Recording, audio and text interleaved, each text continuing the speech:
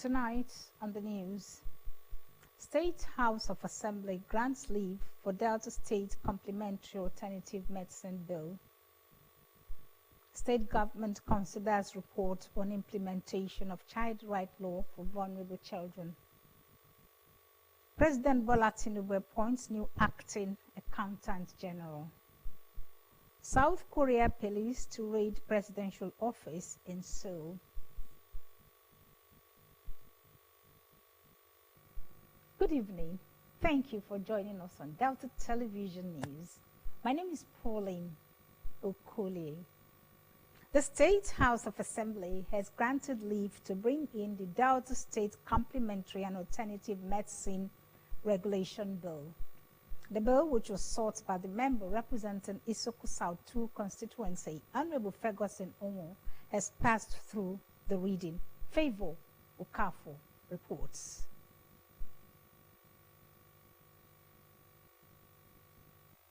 A motion moved by Honorable Ferguson Omo, seconded by the member representing Ughelli North 1, Honorable Matthew Monade. Honorable Omo said the bill sought will repeal the Delta State Traditional Medicine Board law and enact a law that will regulate the practice of alternative and complementary medicine in the state for the establishment of the Delta State Complementary and Alternative Medicine Board. Having been read the first time, the Speaker, the Right Honorable Emomotimi Gwon, then deferred a second reading to Tuesday, January 14, 2025.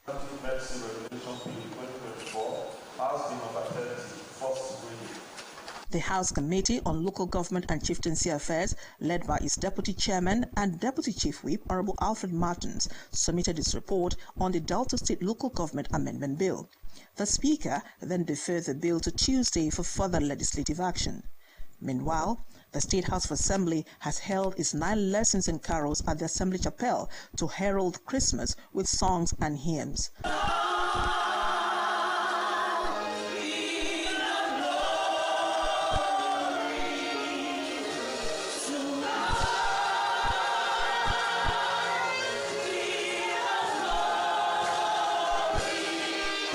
The Speaker, the Right Honorable Emomotimi Gwon, took the first reading. The Deputy Majority Leader, Honorable Festus Oko, took the second reading, while the Deputy Chief Whip, Honorable Alfred Martins, took the third reading. Honorables Bernard Odor, Marilyn Okowa-Daramola, the State Commissioner for Women Affairs, Community and Social Development, Honorable Pat Ajudwa, Reverend Father Benjamin Okafor, the Chairman of the State House of Assembly Service Commission, Mr. Ebereri Sunday, and the Clerk of the House, Mr. Otto Agogobia, also took lessons on the occasion. Honorable Gwon wished all a Merry Christmas and a prosperous New Year and assured the staff that their welfare will always be given priority. This note, I want to say that we should spread joy at this end of the season to those who are downtrodden. We need to reach out to as many people as possible. The event featured the cutting of the carol cake and making of Thanksgiving by the legislators and staff of the state legislature. Favor Okafor reporting.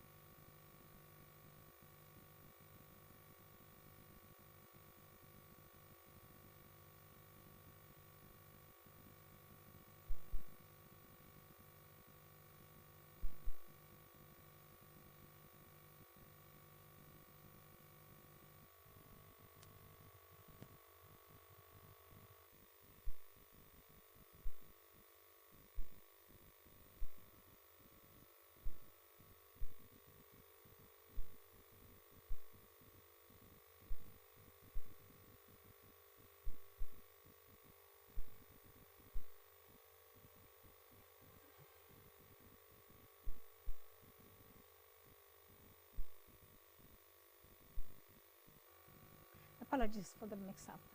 The special advisor to the Governor on Peace Building and Conflict Resolution, Chief Edwin Uzo, has called on the federal government to dredge the River Niger and construct shoreline protection to mitigate the effects of the perennial flooding in Oko community and others along the riverbank.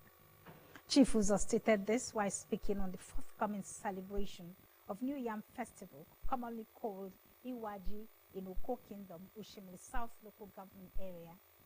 He said Oko community and others along the bank of the River Niger were often faced with devastating effects of flooding on their farmlands in the area. The special advisor noted that the dredging of the River Niger and construction of shoreline protection would help communities and farmlands from the perennial flooding which often destroyed their crops.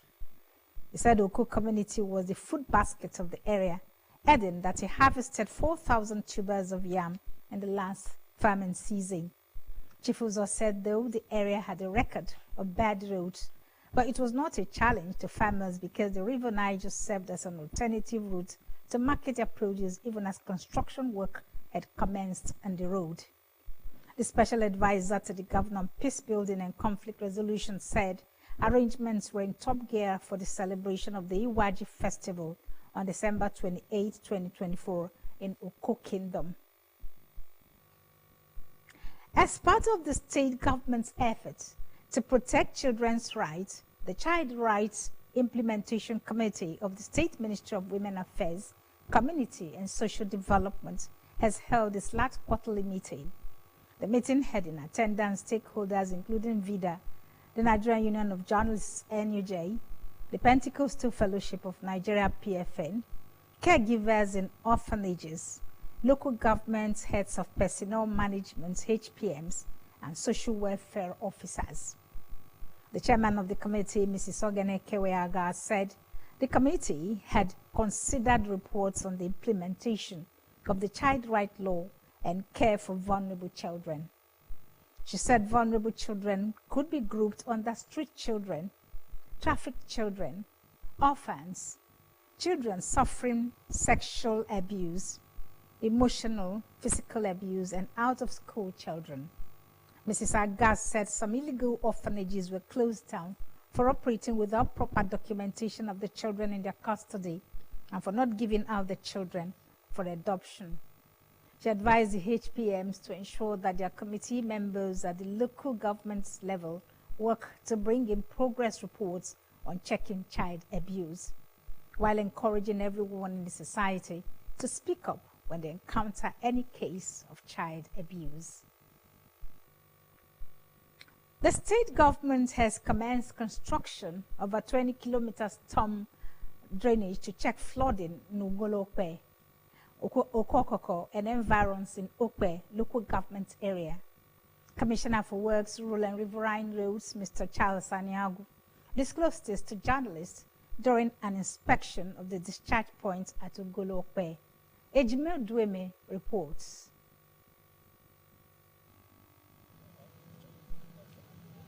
Mr. Niago said the project was in line with Governor Sheriff Oborewore's developmental plans for the area and gave an assurance that the first phase of the project will be completed in 2025. He said the drainage would ensure that flood in Osubi, parts of Ugolo-Okpe, and parts of Okokoko was drained. The commissioner expressed satisfaction with the pace of work on the project and urged the contractor not to relent. Mr. Niago said Governor Oborewore was committed to funding of projects in the state. The essence of this stormwater drainage, which is about 20 kilometers for this first phase, is to ensure that we drain the whole of Osubi, part of Ugolo, and also part of Okwakoko. And then this particular drain that we are seeing now is made up of 3 different compartments. You have the area where we talk about the sewer, like what we have inspected. It's going to be buried underground, covered. By the time we are done, you won't see it to be under the road. We also have another section that will be open drains, in which case, just like what you also saw in some places in Asaba. And then the third one is the trapezoidal drain, which is more like a triangle, to be able to take charge or enable us to flood the swampy water that you see that disturbs development in this particular corridor. Other projects inspected by the commissioner was the Isezi Road in Ororokpe and the Ororokpe Okuloho Oviri Okpe Aragba Okpe Road in Okpe local government area. At Abraka in Etiop East local government area, the commissioner inspected the remedial works on the old Abraka Eku Road and directed the contractor to ensure its completion within 3 weeks. The reason why we also have to wait till this period to excavate is you could see the depth of excavation that was being done. If you do that during the rainy season, there is a tendency that some of the structures, particularly houses, may cave in. And to avoid that, we needed to wait till this time. And we are trying as much as possible to take advantage of this season where the rains have receded, so that as they are excavating, they are also following through, start coming from the downstream and then moving towards the upstream. Ejime Uduime reporting. President Bola Tinubu has appointed Mr. Shamsuddin Ogunjimi as the Acting Accountant General of the Federation AGF. Mr. Ogunjimi's appointment takes immediate effect following the pre-retirement leave of the incumbent AGF, Dr. Oluwatoyin Madeng. President Tinubu directed a seamless transition in the administration of Nigeria's treasury and consolidated the implementation of the present administration's treasury policy reforms. He expressed confidence in Mr. Ogunjimi's appointment and commended the outgoing Accountant General of the Federation, Dr. Madeng, for her dedication and selfless service to the nation. Troops of the 63 Brigade of the Nigerian Army, Asaba, have rescued 4 abducted victims in Umbolu Forest in Oshimili's North Local Government area. In a statement, the Assistant Director of Army Public Relations, Major Emmanuel Onoja, said the operation followed an intelligence report on the activities of suspected kidnappers in the area. He said troops of the 63 Brigade carried out a successful raid on the kidnappers' hideout on Monday, where they engaged the kidnappers in a fierce gun battle, overpowering them and forcing them to abandon their captives as they fled into the dense forest. The Army spokesman said the victims were in a secure location, receiving care and support, adding that troops were pursuing the fleeing kidnappers. They urged the public to be vigilant and report any suspicious activities to security agencies and give an assurance of the Army's commitment to eliminating all forms of criminality in the state. The National Agency for Food and Drug Administration and Control, NAFDAC, has announced a recall of 1 batch of Dickens amoxicillin 500 milligrams capsules. The affected batch with lot number 4C639001 was manufactured by Ecomed Farm Limited and marketed by Divine Kings Pharmaceuticals Limited. The agency disclosed this in a social media post. According to NAFDAC, the recall follows reports of serious adverse drug reactions associated with the batch. Ecomed Pharma Limited also revealed 1 hospital reported 3 cases of severe reactions in patients who were administered capsules from the batch.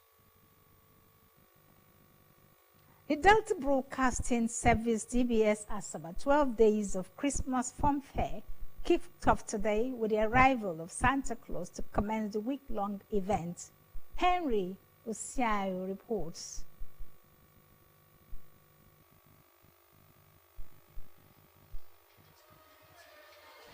The general manager of the station, Mrs. Christine Jobome Emetulu, said the 12 Days of Christmas event was the station's way of promoting education, culture, and also to give opportunity to children of the various schools to showcase their talent, especially during the Yuletide. Mrs. Jobome Emetulu, represented by the station's head of Accounts and Finance Department, Mr. James Arawu, said the event was a testament to the power of partnership and shared vision. She said the birth of Jesus Christ was a gift to humanity from God and enjoined people to show love to each other at all times. The general manager appreciated the management of Divine Seed Nursery and Primary School, Opanam, and the Royal Heritage School for taking the opportunity to give their pupil a good treat. As we enjoy the festive music, laughter, let us also remember the spirit of togetherness that brings us here. Let this partnership with Delta Broadcasting Service continue to flourish and open new doors of opportunity for our children and for our community at large.